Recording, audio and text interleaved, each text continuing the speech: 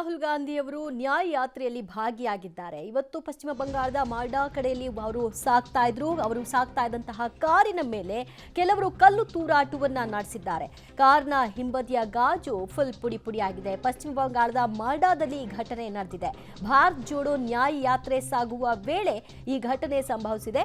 ಇದು ಭದ್ರತಾ ಲೋಪ ಅಂತ ಕಾಂಗ್ರೆಸ್ ನಾಯಕರು ಕಿಡಿಕಾರಿದ್ದಾರೆ. ಪೊಲೀಸರು ಮಮತಾ ಸೇವೆಯಲ್ಲಿ ಬ್ಯುಸಿ ಇದ್ದಾರೆ ಅಂತ ಕೂಡ ಟೀಕೆಯನ್ನ ವ್ಯಕ್ತಪಡಿಸಿದ್ದಾರೆ.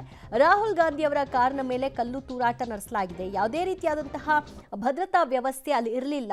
ಇದು ಭದ್ರತಾ ಲೋಪ ಅಲ್ಲದೆ ಮತ್ತಿನ್ನೇನು.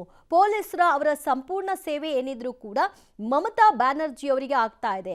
ಸೊ ಆ ಕಾರಣಕ್ಕಾಗಿ ಅವರ ಒಂದು ಕಾರ್ಯದಲ್ಲಿ ಅವರು ಬ್ಯುಸಿ ಆಗಿದ್ದಾರೆ. ನಮಗೆಲ್ಲಿ ಅವರು ಭದ್ರತೆಯನ್ನು ಒದಗಿಸ್ತಾರೆ ಅನ್ನುವಂತಹ ಪ್ರಶ್ನೆಯನ್ನ ಈ ಸಂದರ್ಭದಲ್ಲಿ ಎತ್ತಿದ್ದಾರೆ. ನೋಡ್ತಾ ಇದ್ರೆ ಈ ದೃಶ್ಯದಲ್ಲಿ ಅವರ ರಾಹುಲ್ ಗಾಂಧಿ ಸಂಚರಿಸ್ತಾ ಇದ್ದಂತಹ ಕಾರು ಅದಾಗಿದ್ದು, ಆ ಕಾರ್ನ ಹಿಂಬದಿಯ ಗಾಜುಗಳು ಕಂಪ್ಲೀಟ್ ಆಗಿ ಪುಡಿ ಪುಡಿ ಆಗಿದೆ. ಸ್ವಲ್ಪ ದೂರ ಹೋದ ನಂತರದಲ್ಲಿ ಕಾರನ್ನ ನಿಲ್ಲಿಸಿ ಏನಾಗಿದೆ ಅನ್ನೋದನ್ನು ಕೂಡ ರಾಹುಲ್ ಗಾಂಧಿ ಅವರು ಅದನ್ನ ವೀಕ್ಷಣೆ ಮಾಡಿದಂತಹ ದೃಶ್ಯವೂ ಕೂಡ ಒಂದು ಭಾಗದಲ್ಲಿ ಇದೆ. ಅವರು ಬಿಹಾರದ ಭಾರತ ಜೋಡೋ ನ್ಯಾಯ ಯಾತ್ರೆಯನ್ನ ಮುಗಿಸ್ಕೊಂಡು ವಾಪಸ್ ಪಶ್ಚಿಮ ಬಂಗಾಳದ ಮಾಲ್ಡಾ ಕಡೆಗೆ ಸಾಗ್ತಾ ಇದ್ರು. ಈ ಹೊತ್ತಿನಲ್ಲಿ ಕೆಲವರು ಕಲ್ಲು ತೂರಾಟವನ್ನ ನಡೆಸಿದ್ದಾರೆ. ಕಲ್ಲು ತೂರಾಟದಿಂದಾಗಿ ಅವರು ಕೆರಳಿದ್ದಾರೆ. ಕೆಲ ಕಾಂಗ್ರೆಸ್ ನಾಯಕರು ಅಧೀರ್ ರಂಜನ್ ಚೌಧರಿ ಆದಿಯಾಗಿ ಹಲವರು ಮಮತಾ ಬ್ಯಾನರ್ಜಿ ಅವರನ್ನ ಟೀಕಿಸ್ತಾ ಇದ್ದಾರೆ.